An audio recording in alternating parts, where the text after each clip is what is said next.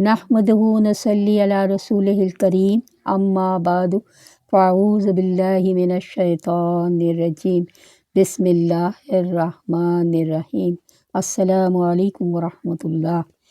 آج ہمارا موضوع ہے عفو و درگزر، مفہوم اور مطلب۔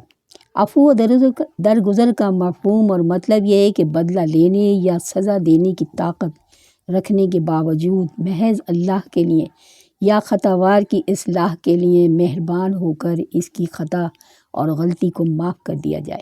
یہ ایک بہترین اخلاقی صفت ہے اور جو آج کے دور میں بہت مفقود ہوتی جا رہی ہے۔ ہر شخص بدلہ لینے پر نظر آتا ہے، ہر شخص دست و گریباں ہے، وہ کہتا ہے کہ میں کیسے معاف کروں۔ تو آئیے ہم دین اسلام کی روشنی میں سیکھیں، شریعت کی روشنی میں سیکھیں، اور بہت سے بلند مرتبہ لوگوں کو ہی یہ وصف حاصل ہوتا ہے، ورنہ عام طور پر لوگ غلطیوں اور خطاؤں کو معاف نہ کر کے بدلہ لے لیتے ہیں یا پھر دل میں کینہ اور کدورت رکھتے ہیں، کیونکہ یہی ان کے نفس کا تقاضا ہے۔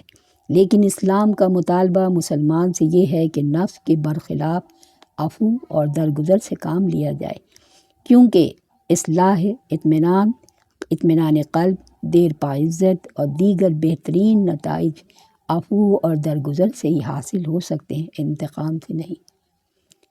قرآنی تعلیم کیا ہے کہ اللہ تعالیٰ کا ارشاد ہے وَلَمَنْ صَبَرَ وَغَفَرَ إِنَّ ذَلِكَ لَمِنَ الْعَزْمِ الْأُمُورِ، اور جو شخص صبر کرے اور معاف کر دے تو یہ البتہ بڑی ہمت کے کاموں میں سے ہے۔ سورہ شورى آیت نمبر 42-43۔ دوسروں کی غلطیوں کو معاف کر دینا کوئی آسان کام نہیں ہے، بہت تکلیف دہ عمل ہے اور ہر نفس پر آسان نہیں ہے۔ اللہ تعالیٰ مجھ سمیت ہم سب کو ہمارے نفسوں پر اپنے خلاف مزاج بات برداشت کرنے، درگزر کرنے کی توفیق دے اور ہم پر آسان کرے۔ تو یہ آسان کام نہیں ہے، نفس کی اس بھرپور مخالفت کرتا ہے، اور یہ کام وہی لوگ کر سکتے ہیں جو اخلاق کے بڑے اعلیٰ مرتبہ پر فائز ہوتے ہیں۔ ایک جگہ ارشاد ہوا وَأَن تَعْفُوا أَقْرَبُ لِلتَّقْوَىٰ، اور اگر تم معاف کر دو تو یہ بہت ہی قرین تقویٰ ہے۔ سورہ بقرہ پارہ نمبر 237۔ تقویٰ نیکی اور پرہیزگاری کا ایک بلند ترین مقام ہے، لہٰذا جو چیز اس کے قریب ہوگی وہ بھی بلند ہی ہوگی۔ ایک اور مقام پر ارشاد ہوا عفو کو شعار بنا لو اور نیکی کا حکم دیتے رہو اور نادانوں سے درگزر کرو۔ سورہ اعراف پارہ نمبر 7 199 آیت نمبر۔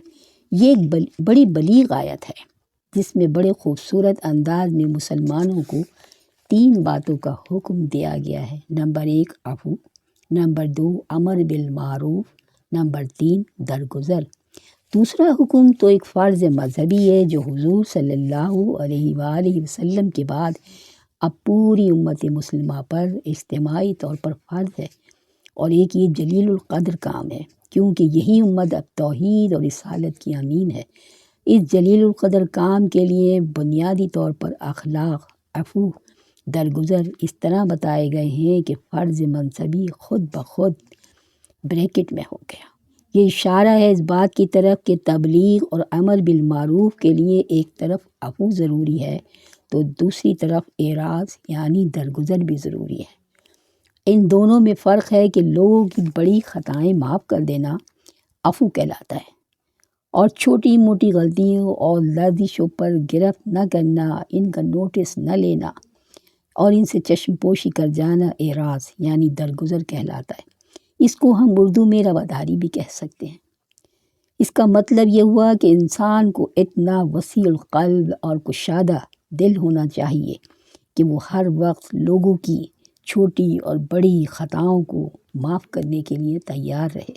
عفو اور درگزر کی دونوں صفتیں جس انسان کو حاصل ہو جائیں وہی در حقیقت فاتح عالم ہوتا ہے اور دنیا میں کبھی ناکام نہیں ہو سکتا۔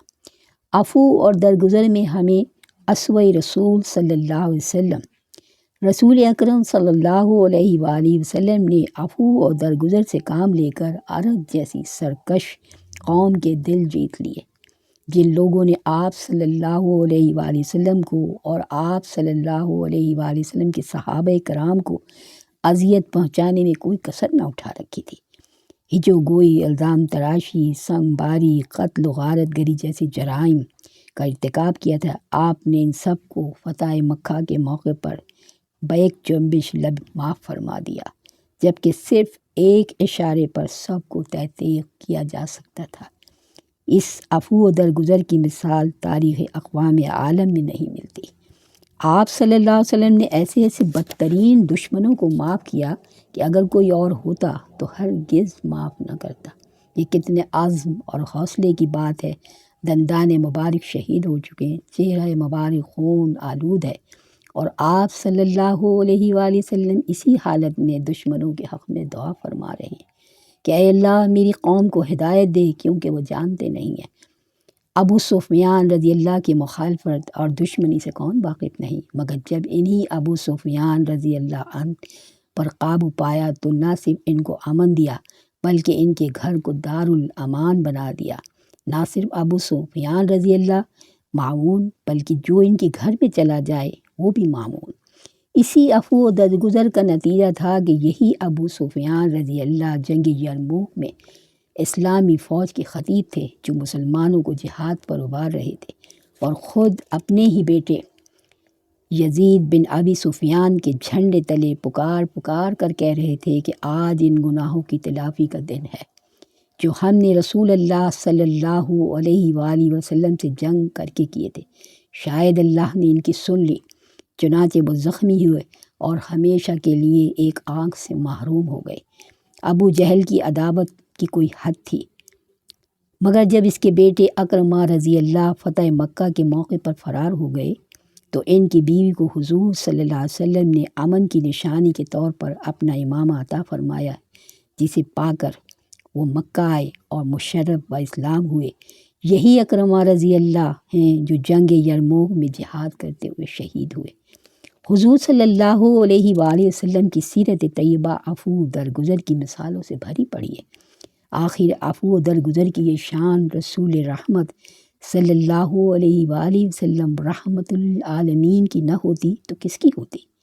سچ فرمایا تھا ام المومنین حضرت عائشہ صدیقہ رضی اللہ عنہا نے کہ آپ صلی اللہ علیہ وسلم کبھی اپنی ذات کے لیے کسی سے بدلہ نہ لیتے تھے بلکہ ہمیشہ معاف فرماتے، لیکن اگر کوئی اللہ تعالیٰ کی شان میں گستاخی اور اس کے دین کی توہین کرتا تو پھر آپ صلی اللہ علیہ وآلہ وسلم سخت اقدام کرتے، مگر اپنی ذات کے معاملے میں ہمیشہ درگزر فرماتے۔ تو اس سب چیز کے اس بیان سے ہمیں بھی سیکھنے کی کرنی کہ ہم آپ کے امتی ہیں، آپ رحمت للعالمین ہیں، ہم آپ کی امت ہیں، تو ہمارے اندر بھی ان اوصاف کو نظر آنا چاہیے کہ ایک امتی کے اندر ان انصاف کا ہونا اور اپنے اندر ان کو ارادے سے پیدا کرنا کس قدر ضروری ہے، تاکہ ہم معاشرے میں، دین میں، دنیا میں، آخرت میں سکون، امن، اللہ کی رضا پا سکیں، دائمی اخروی انعامات اور بہترین معاشرے کے لیے ہم بن سکیں، ہماری مثال بن سکے۔ ہم چھوٹی چھوٹی غلطیوں اور کوتاہیوں کو پکڑ کر رشتوں کو، نعتوں کو، گھروں اور خاندان کو نہ توڑیں اور اپنے دین کی بقا کے لیے ایک ہو جائیں اور ایک بن کر، ایک جماعت بن کر کام کریں۔ وما علینا الا البلاغ۔